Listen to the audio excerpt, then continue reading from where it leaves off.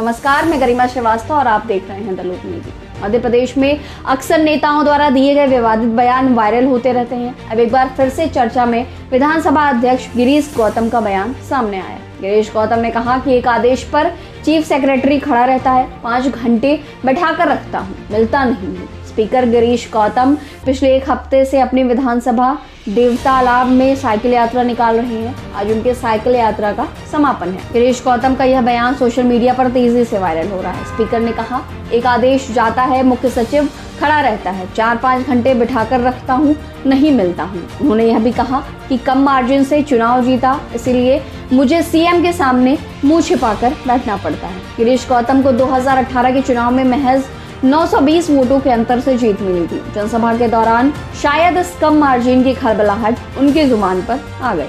Cycle यात्रा को लेकर गिरीश गौतम ने कहा कि वो साइकिल से अपने विधानसभा क्षेत्र का दौरा करेंगे ताकि लोगों से नजदीक से मिल सके और उनकी समस्याओं को जान सके। बताते चले कि विधानसभा अध्यक्ष इससे पूर्व में भी कई साइकिल यात्राएं कर चुके हैं। देवतालाब विधानसभा क्षेत्र के लोगों के लिए गिरीश गौतम की साइकिल यात्रा कोई नई बात नहीं है। यह उनकी तीसरी साइकिल यात्रा है। गिरीश गौतम की साइकिल यात्रा अभी शुरू नहीं हुई थी कि 32,000 रुपए कीमत वाली साइकिल ट्रेन से चोरी हो गई थी। हालांकि बाद में उन्होंने सफाई देते हुए कहा था कि मेरी साइकिल चोरी नहीं हुई है। साइकिल यात्रा की शुरुआत करने बीजेपी के प्रदेश अध्यक्ष विष्णुदत्त शर्मा रीवा आए थे। गिरीश गौतम पूर्व में भी अपने बयानों को लेकर लगातार चर्चा में बने रहते हैं। रीवा को लेकर पक्षपात की बात करने की बात भी पूर्व में गिरीश गौतम ने कही थी।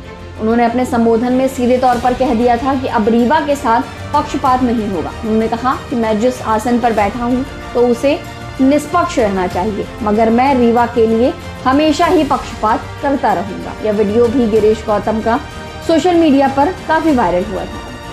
4-4, 5-5 घंटे बैठा के रखता हूँ, नहीं मिलता।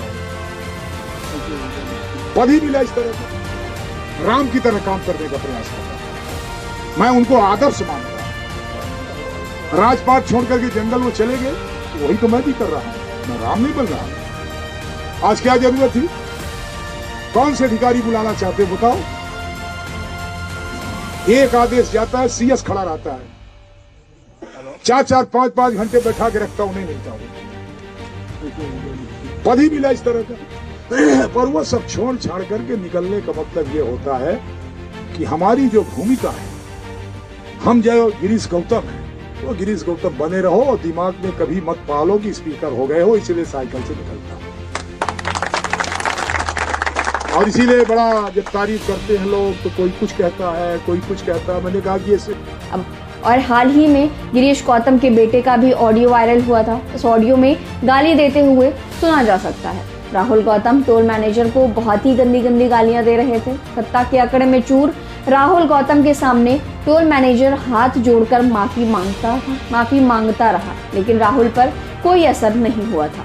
दरअसल विधानसभा अध्यक्ष के बेटे इस बात को लेकर नाराज थे कि टोल प्लाजा पर एक कर्मी ने उनकी मां की गाड़ी को रोक दिया था। अक्सर नेताओं के ऐसे वीडियो और ऑडियो वायरल होते रहे हैं। सत्ता के नशे में चूर इन्हें किसी की भी कद्र नहीं होती। अभी तक गिरीश गौतम ने अपने दिए विवादित बयान को लेकर कोई सफाई पेश नहीं की है। आगे देखना होगा कि गिरीश गौतम का अब वापस से कोई बयान आता है या नहीं। फिलहाल खबरों में इतना ही। देखते रहिए।